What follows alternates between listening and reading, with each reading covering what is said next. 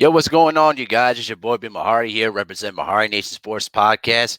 Much love to the entire LDBC and the basketball community. You know what I mean? Hope you guys are staying safe throughout this whole coronavirus pandemic. You understand what I'm saying? You know what I mean? We're going to continue to talk about, a lot of basketball stuff, a lot of sports stuff there too, in between, and a little bit of historical content here on this channel though too, as usual. I go live Fridays at 9 p.m. Central Time for basketball conversations. It's my weekly show where we discuss historical stuff or any news revolving in the world of basketball. So for all the new people there, just make sure to hit the subscribe button, hit the bell icon, to get all the latest notifications when I drop, more videos and when I go live on my live streams. Okay. Now, I wanted to talk about the 1998 NBA All-Star game and how significant it was, for the in the history of basketball. Looking back at that 1998 All-Star game, which I have in my house, um, it was a really a passing of the torch. You know what I mean? Because during that 97-98 year, many people knew that Michael Jordan was not coming back for another season in Chicago because Jerry Krause wanted to have a full rebuild mode and didn't was had no plans of bringing Phil Jackson back. But that 98 All-Star game was very electric because you were going to see the debut of Kobe Bryant as a starter because this one, keep in mind, Kobe it was entering his second year in the NBA, but was really starting to gain more playing time and getting more minutes in. You know what I mean? And when you look at Kobe Bryant's body figure as his rookie year up until his second year, it was a totally different body frame. He really worked himself, to the bone to get in shape and to grow into his frame, and he got a good NBA body out of it.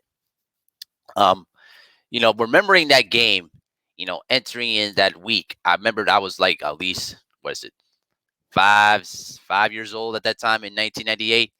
I mean, it was an electric feel. I mean, I remember watching the game with my mom.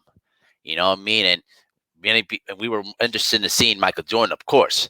But then there was this talk about this guy in the purple jersey, and I remembered my mom talking to me about the game, and she asked me when I was only 5 years old. She asked me, Abel, what is that?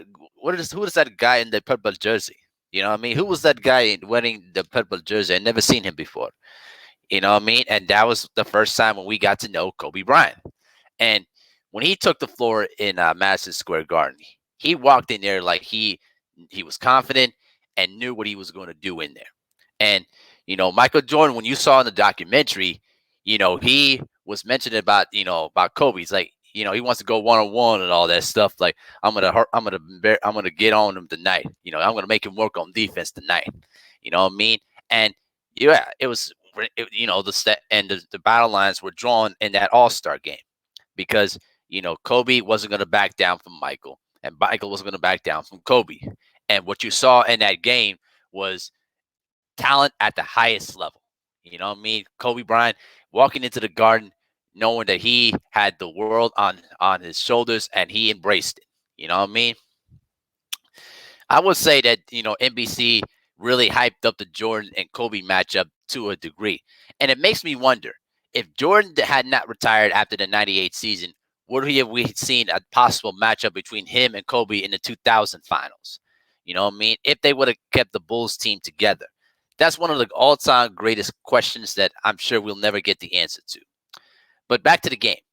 Um, Kobe really performed well on the biggest stage. But the thing that people tend to forget is that Kobe was playing one-on-one basketball a lot in this game. And I've read some stuff where he even waved off the pick when Karl Malone was trying to set a pick for him, and Kobe waved him up.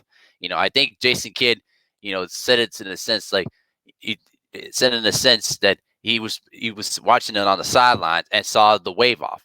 And then in 2010, Sports Illustrated, he noted that to George Karl, who was coaching the Western Conference All Stars at that time, he's basically told Karl, "Get me the hell out of the game." When Kobe decided to wave him off, you know what I mean?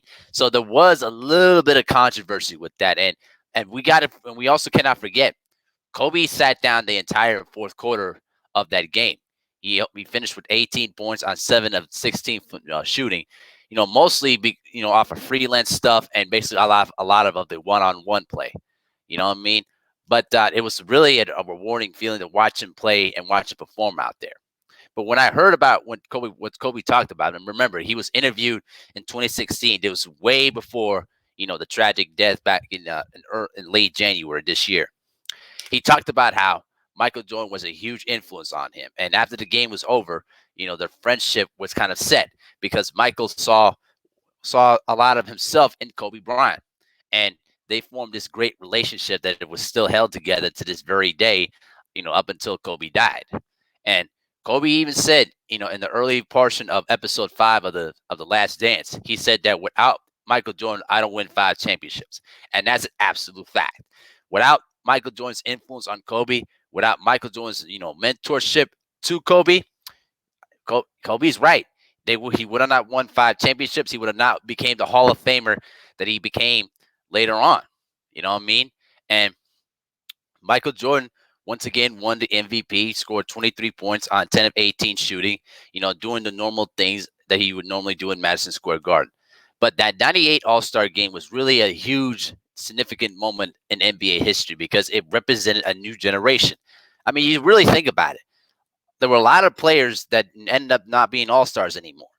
Sean Kidd that was his last all-star appearance, same for Tim Hardaway, and sadly for Anthony Hardaway, who only played 12 minutes in that game, but he missed the majority of the year with the knee injury. And with Penny, it's really sad because what could have been if he had not had those knee injuries, he could be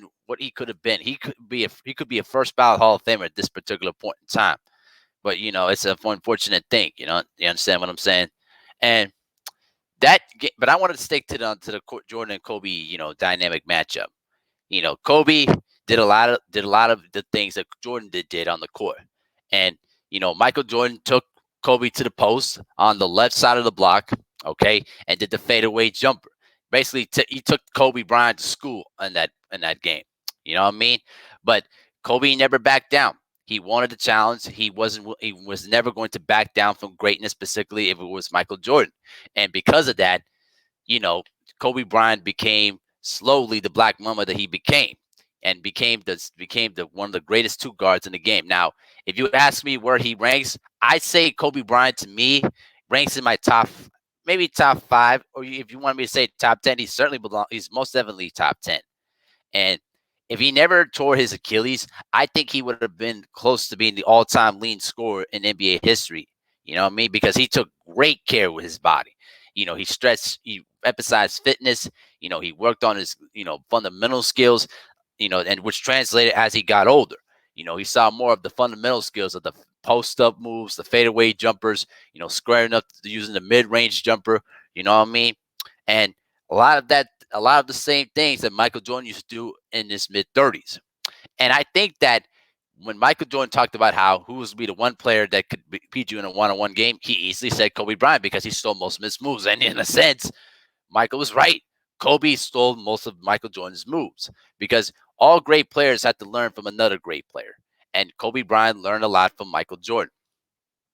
I remember a Pacific interview Julius Urban did during All-Star Weekend '96 in San Antonio. Michael talked about the passing of the torch, and he's talked about Anthony Hardaway, Grant Hill, the next coming guys in line. But he never really was willing to pass up the torch to either of those guys until the day he met Kobe Bryant. You know what I mean? And when he met Kobe Bryant and played with him one on one and really got to know his skill set and really got to know him as a person, that was the day that Michael Jordan passed the torch to Kobe Bryant, which we saw him later on in his career, owning that same spirit, that same intensity, that same work ethic that made Kobe Bryant a Hall of Famer and a 5-time NBA champion. The sad part is we'll never be able to hear Kobe voice those sentiments ever again. You know what I mean? Because of what happened in late January. But I just wanted to talk to you guys about how significant that 1998 All-Star game was. And I think ESPN is going to rebroadcast, the 98 All-Star game. I mean, the game's obviously is on YouTube, so it's very accessible. But I had the All-Star game recording in my flash drive at home, so I can easily watch the uncut version of the game. You know what I mean? But it really was a refreshing thing and one of the greatest memories of my basketball life. Watching those two guys perform on the highest stage, and we saw a real, two honest passing of the torch. I mean, let's be honest here.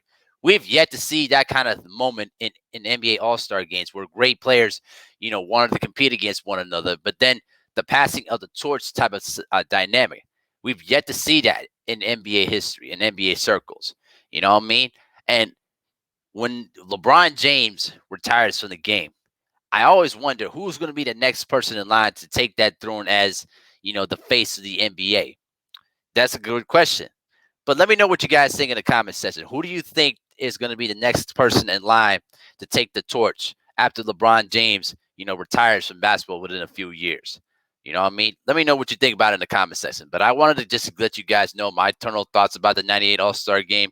But it was a great passing of the torch, and it was just a great theater to watch, both those two legends go at it. Rest in peace, Kobe Bryant.